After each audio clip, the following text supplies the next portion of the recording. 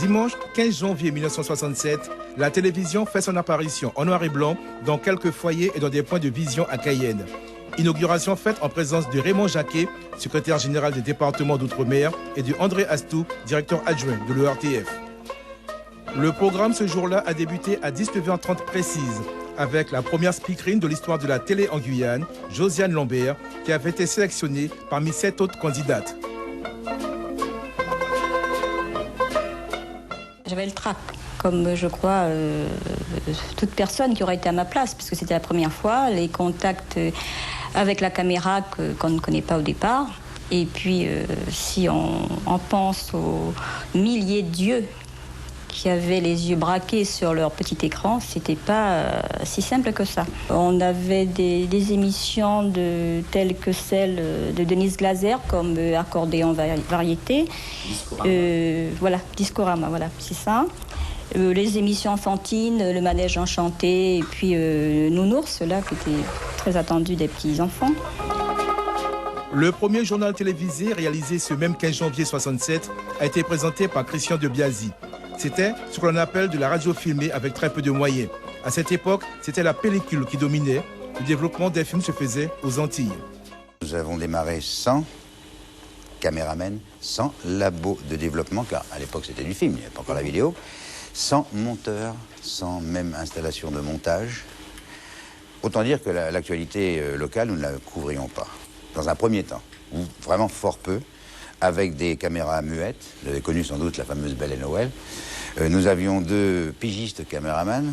C'est peut-être un peu technique pour les téléspectateurs, mais enfin, cela dit, des gens que nous payons à la pige, c'est-à-dire au cachet, qui travaillaient à l'extérieur. Heureusement qu'ils avaient un autre métier pour gagner leur vie. Et de temps en temps, il y avait un sujet. Alors, on leur confiait une caméra muette. Ils nous l'apportaient. Comme nous ne pouvions pas le développer en Guyane, nous l'envoyions à la direction régionale anti-Guyane, c'est-à-dire en Martinique, et nous recevions cette séquence télévisée un mois après. Au début de l'année 67, la station employait une vingtaine de personnes pour les besoins de la télévision. Les choses ont évolué très rapidement avec des moyens supplémentaires et surtout une plus large couverture sur l'ensemble du territoire. Aujourd'hui, l'établissement s'appelle Guyane Première, implanté à Rémière-Montjoly et compte environ 150 employés. Et parmi les techniciens qui ont participé au démarrage de la télé en Guyane, il y avait Roger Prévost, qui à l'époque travaillait au service de maintenance avant de devenir chef d'établissement. Aujourd'hui à la retraite, il se rappelle qu'en réalité, ce lancement ne devait pas se faire le 15 janvier 1967, mais bien avant. Il s'explique au micro de Claudie Laussan et Abel Parnasse. On aurait dû normalement livrer la télévision comme cadeau de Noël en 1966. Mais simplement, avec le retard des bateaux, parce que tout arrivait en bateau à l'époque, on a eu des problèmes de matériel.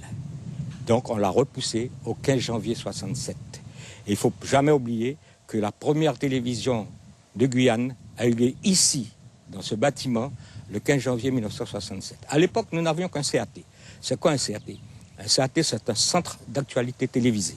Parce que nous n'avons pas de caméra pour sortir à l'extérieur. Nous ne pouvons pas faire des films de proximité. Nous recevions les films par bateau. Des fois, nous avons des retards qui pouvaient aller jusqu'à 6 mois. Et puis, quand les choses allaient mieux, on arrivait à avoir de beaux films quand il n'y avait pas coupure d'eau, de coupure d'eau et d'électricité. Nous faisions des enregistrements dans la nuit. Après la télévision a commencé à 18h et se terminait vers les minuit, 1h du matin. Et à partir de 1h du matin, il y avait les invités qui venaient et on enregistrait. On enregistrait beaucoup à cette époque-là. Il y avait les tambourins qui chauffaient leurs tambours sur le bord du trottoir ici. Ils montaient en studio et puis ça durait jusqu'à 2-3 heures du matin. Et il fallait reprendre le lendemain quand même à 6 heures. Voilà pour brièvement brosser une partie du parcours de la télévision. Ce que je vous dis date de 50 ans.